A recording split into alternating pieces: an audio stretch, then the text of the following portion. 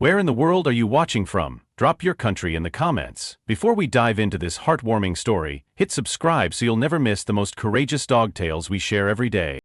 Have you ever met a creature so broken, so feared, that everyone gave up on them? What if that creature held the key to healing, not just for themselves, but for a soul even more wounded? Deep in the mist-shrouded rolling hills of North Carolina stood Sterling Manor. It wasn't just a home, it was a fortress of solitude, built on a tech empire, yet echoing with an almost palpable silence. Within its grand confines lived a legend, a shadow, a magnificent black Labrador named Eclipse. His growls weren't just sounds, they were tremors, shaking the very ground. Eclipse wasn't merely aggressive, he was a force of nature. 4 trainers had dared to approach him. The first left with a shattered hand, a testament to his raw power. The second bore permanent facial scars, a chilling reminder of Eclipse's fury. The third, a seasoned animal behaviorist, walked away with deep psychological trauma, haunted by the cold fire in Eclipse's eyes.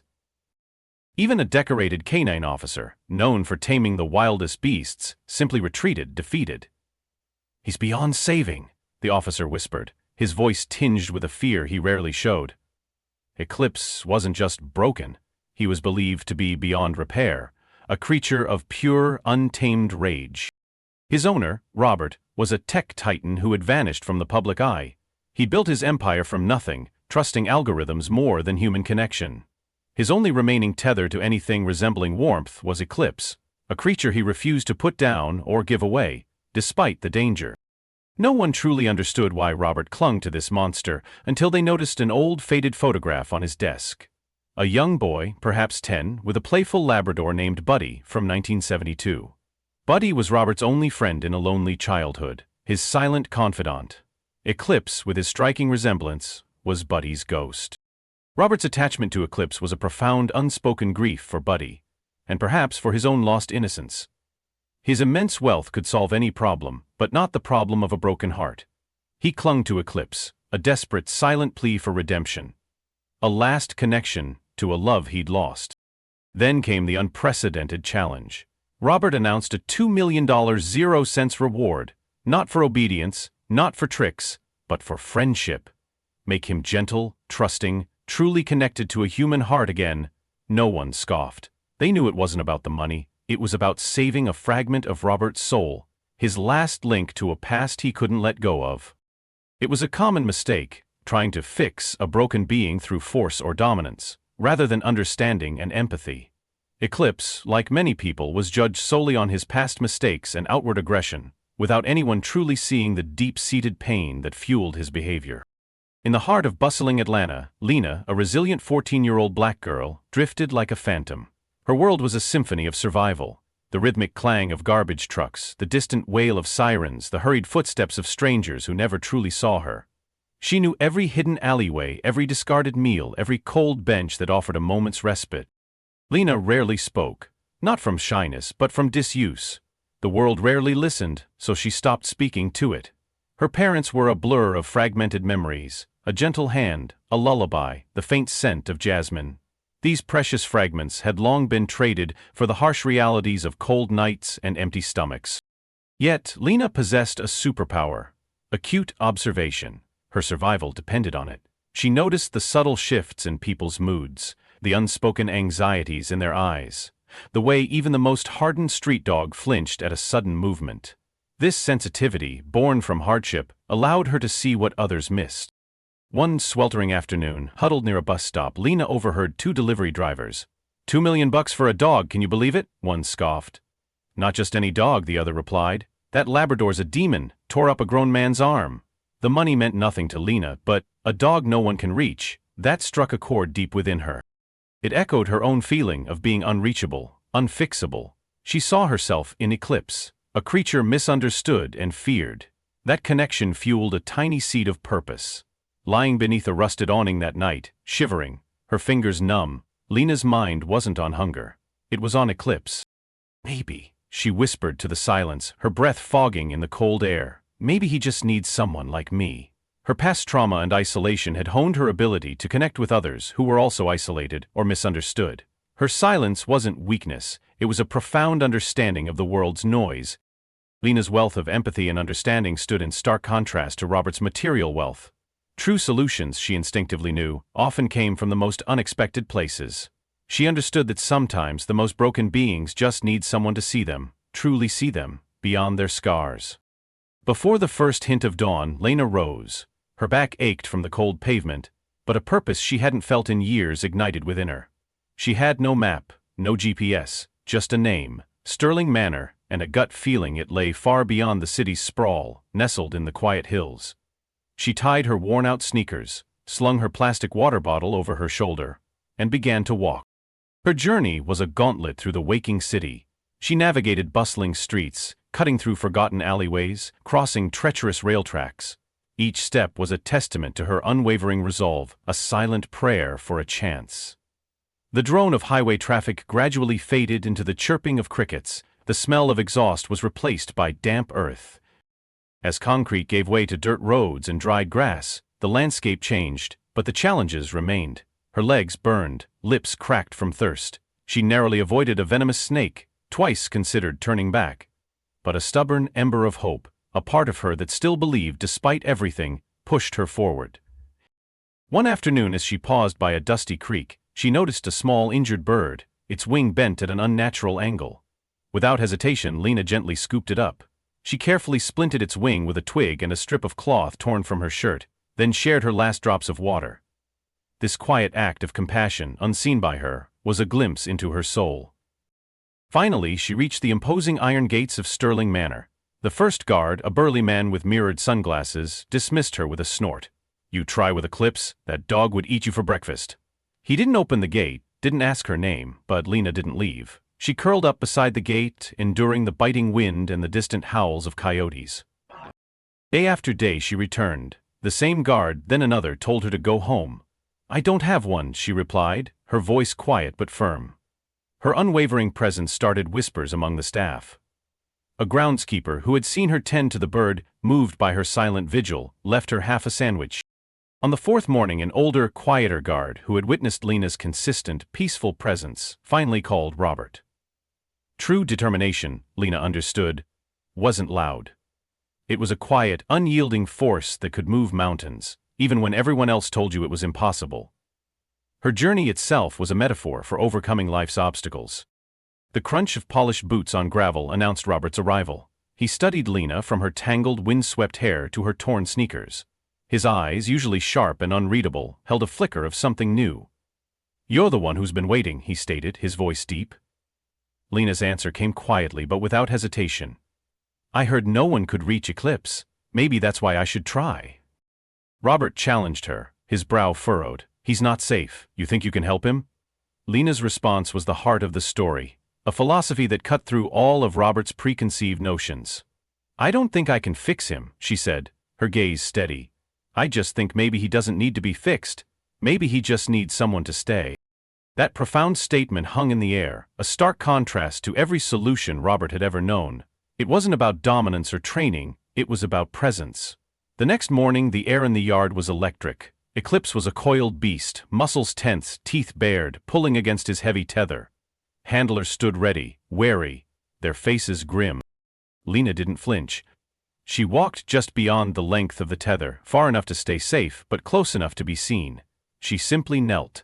No tools, no commands, no tricks, just stillness. Eclipse lunged, barked, snarled, a terrifying explosion of sound and fury. Lena waited, quiet, steady, present. Minutes stretched into an eternity. 10, maybe 15. Eclipse paced in circles, pulling, testing, watching. Lena remained kneeling, her hands resting gently on her knees. Her gaze wasn't directly on Eclipse. She stared softly past him, giving him space to watch her without feeling challenged. She didn't move, she didn't even blink too much. She just stayed. Robert, standing to the side, jaw clenched, watched intently. His skepticism slowly eroded, replaced by a glimmer of hope he thought long dead. He saw Lena's actions and, perhaps for the first time, truly understood his own mistakes with Buddy and Eclipse. Then, Eclipse did something that made everyone freeze. He sat. Not out of obedience, not out of training, but because, for the first time, he seemed curious. His ears twitched forward, his tail, still low, gave the faintest flick. Lena noticed, but didn't react. Slowly, very slowly, she reached into her hoodie pocket and pulled out a small, half-eaten granola bar. She unwrapped it carefully and placed it in front of her, then moved her hand away. Eclipse's eyes flicked to the food, then to her, then back to the food. Another minute passed. He stood again and took one cautious step forward, the chain clinking faintly. Then another, and another, until he reached the edge of the tether, inches from the granola bar and from Lena. He didn't snarl, didn't growl. He just stood there, breathing heavily, his face inches from hers.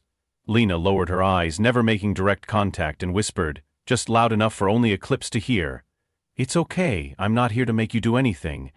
I just want to be here." Something in Eclipse shifted, like a thread pulled loose from a long knot of fear. The sound of her voice, its softness, its lack of demand, stirred something buried, a memory maybe, a forgotten warmth. It felt like the echo of a love he'd once known, then lost. And suddenly he didn't feel the need to protect himself. He leaned down, took the granola bar and sat beside her. Just like that. No force, no fear, no commands. Only stillness. Only trust. Silence hung in the air long after Eclipse sat beside her. No one moved. No one spoke. Even the birds seemed to hold their breath.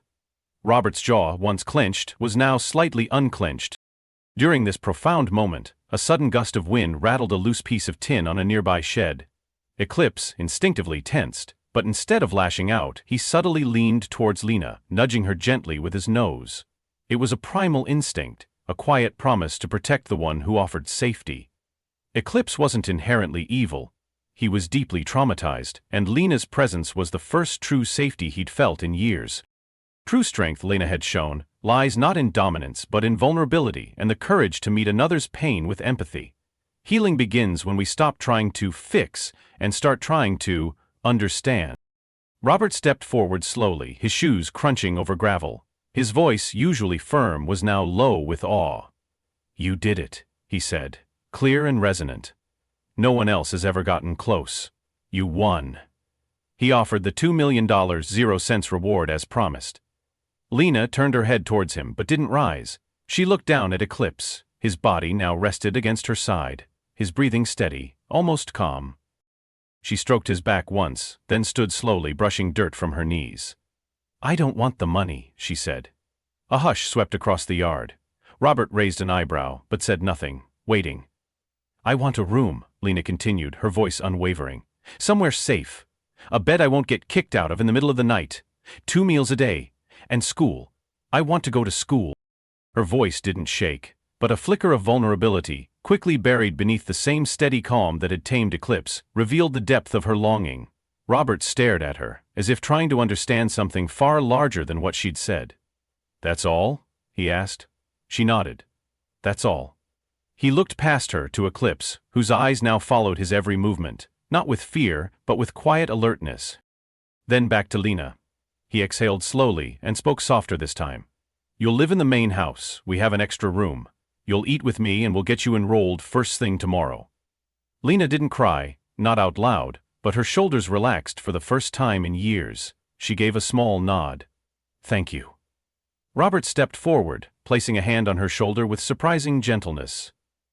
"You don't know what you've done here," he said, "not just for him, for me too." That night, Lena slept in a real bed for the first time in her life. The mattress was soft, the sheets smelled of lavender, and the pillow cradled her head like it had been waiting for her all along. Her room was simple, a dresser, a small window, a desk with a lamp, but to her it felt like a palace. Outside the door, Eclipse lay curled up, his ears twitching at every sound, as if guarding her from a world that had never been kind. He didn't bark, he didn't growl, he just waited, as loyal and quiet as the girl who had taught him trust again. Weeks later, Lena was thriving at Sterling Manor, attending school, her quiet wisdom a beacon. One stormy night, a fire broke out in a remote part of the estate, near the old disused stables where a groundskeeper sometimes sleeps. Eclipse, now Lena's constant companion, sensed the danger. He barked furiously, not with aggression, but with a desperate urgency. He pulled Lena towards the stables, his barks alerting Robert and the staff. Eclipse, the monster, was now a hero. Fearless, he led them through the smoke and chaos to the trapped groundskeeper, who was unconscious from smoke inhalation. Lena, recalling her street smarts, quickly helped guide the rescue, directing where to pull the debris. Eclipse had saved a life. Eclipse wasn't just calm now, he was a guardian, a loyal friend, a symbol of hope. He waited by the gate for Lena every afternoon, tail wagging like clockwork. His eyes, once cold and wary, now held a gentle alertness. Robert, no longer a recluse, found renewed purpose. He not only provided for Lena, but actively engaged with the world, using his immense wealth for good. He started a foundation for homeless youth, inspired by Lena's quiet strength and unwavering empathy. The old photo of Buddy remained on his desk, but now, a new photo sat proudly beside it. Lena, smiling, with Eclipse by her side. A testament to a different kind of love. A different kind of family. People in the town who once whispered about the demon dog and the crazy billionaire, now spoke of the girl who changed the impossible dog. When they heard the full story of Lena's journey, her profound empathy and Eclipse's heroic act, most just smiled and said, "Some things money can't buy. Some things money can't fix." It wasn't about the millions, it was about being seen, being safe, being believed in, even just once. Just like Eclipse, many of us carry unseen burdens, past hurts that make us lash out or withdraw. And just like Lena, sometimes all it takes is one person, one quiet act of empathy, to see beyond the scars and unlock the hero within. Your past doesn't define your potential. Your pain doesn't erase your worth. And sometimes, the greatest treasures aren't found in wealth, but in the unwavering heart of a loyal friend, human or otherwise. If this story touched your heart, hit that like button and share it with someone who needs a reminder of hope. What do you think was the most powerful moment between Lena and Eclipse? Let me know in the comments below, and don't forget to subscribe to our channel for more inspiring true stories that will change the way you see the world. Until next time, stay strong, stay empathetic, and keep believing in the power of connection.